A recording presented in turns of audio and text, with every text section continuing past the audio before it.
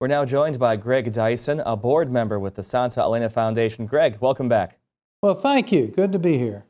Hey, it's a very big addition to have you here. It's been 450 years since the Spanish decided to found their capital in Beaufort. Greg, break us into it. Why did the Spanish choose Santa Elena? Well, Santa Elena was chosen to be the capital of La Florida, which was basically the capital of all the land that was known and unknown, probably as far up as Virginia and all the way down to include Florida today. And Spain at the time was the most powerful country in the world, and so they wanted to put their capital here and to consolidate their power and make sure that the other countries like France and England didn't have a chance of putting permanent settlements here. So we say it is the first permanent European settlement in North America. How can we see the original Santa Elena settlement and the artifacts?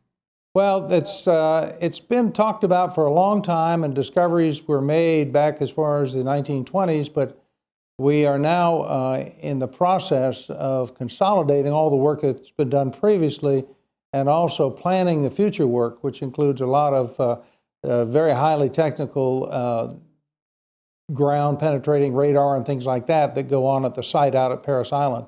But we now have a new headquarters, a new site called the Santa Elena History Center, which is at 1501 Bay Street and in Beaufort, and that opens this Saturday morning to the public at 11 o'clock with all the displays and then a barbecue afterwards. And we've got a lot of festivities to include the Parris Island Band and the Men of Menendez coming up from St. Augustine, and it looks like the Spanish Consul General from Miami is going to come in for the weekend too. It sounds like it's going to be a great celebration. Of course, you got to love the blending of Native Americans and Spanish cuisine that is barbecue. Oh, that's great. You've been preparing this for a while. Tell us how people can get the best information about the upcoming festival.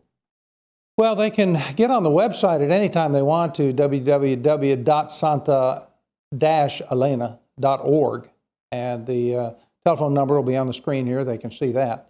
But also, on the website, you can even buy tickets to the Galleon, which is at the 11th Street docks in Port Royal right now, and this is the replica of the San Peleo, which was the master ship, the primary ship that Pedro Menendez had when he sailed over in 1565 and established St. Augustine as an outpost, and then came up after destroying Fort Caroline and Jacksonville and came up here and established the settlement of Santa Elena right there on Parris Island in 1566. And that ship rolled in the other day on the exact day of the founding 450 years later.